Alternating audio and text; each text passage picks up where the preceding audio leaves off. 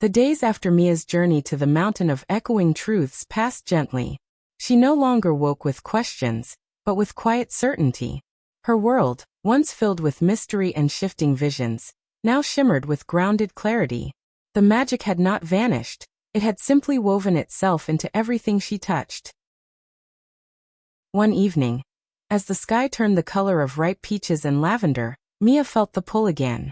Not from her brush, not from her book, but from within. It was a soft call, like the echo of her name spoken across water. She followed it. She walked to the edge of town, beyond the fields and quiet fences, until she reached a place she hadn't visited in years. The old harbor. Once a place of farewells and reunions, it had long since fallen out of use. Boats no longer came, docks sagged under the weight of time, and the lighthouse stood unlit, a ghost of its former self. But that night, the sea glowed. Waves shimmered with golden blue, like stars melted into water. And waiting at the water's edge was a single boat. It was carved of soft wood, smooth and polished by hands that remembered stories. Its sails were stitched with threads of light. No name marked its side, but Mia knew exactly what it was. The boat of return. She stepped in. It rocked gently, welcoming her. Then, without sails or oars, it began to glide. The water moved not beneath it but with it, guiding her forward across a vast sea that pulsed with memory. The sky overhead bent into constellations, each one a place she had visited. The red kingdom of courage, the desert of whispers, the city of clocks, the forest that remembers, the island of voices, and the mountain of truth.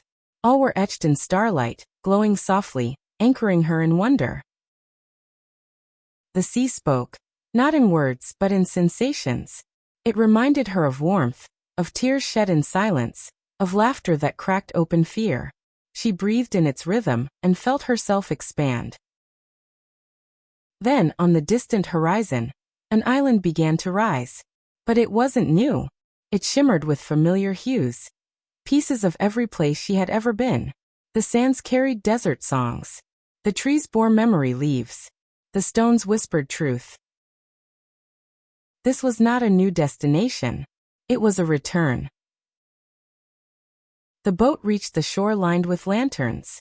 As she stepped onto the sand, figures emerged from the light. Each one a guide, a memory, a part of her. Silentia, Echoa, Verdant, Tiktalis, Glypher, Rubix, and Scripta.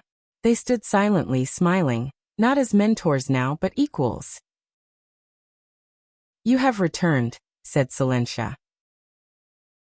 "But I never really left," Mia replied. They all nodded. "You are now both traveler and home," Verdant said. "Both seeker and stillness. What you search for in distant lands has always lived within." In the center of the island stood a great tree. Beneath it, carved from the roots and glowing faintly, was a low stone table. And upon it, a blank book. Not her sketchbook. Something older, deeper. Something that had waited.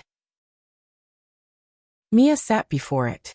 Her new brush, simple and wooden, lay beside the first page. She hesitated, not out of fear, but reverence. "What should I write?" she asked.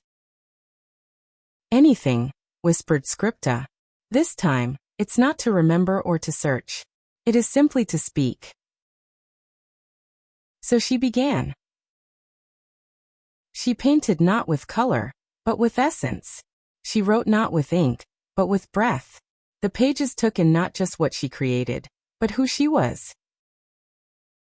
And as her brush moved, the island changed. It merged with her. The sky echoed with her heartbeat. The sea hummed in time with her spirit. The tree swayed as if listening. She looked up, expecting her guides to be watching. But they were gone. Only the tree remained, blooming with new leaves that glowed faintly with her words. Mia lay beneath it, not as a traveler, not as a student, but as herself, complete.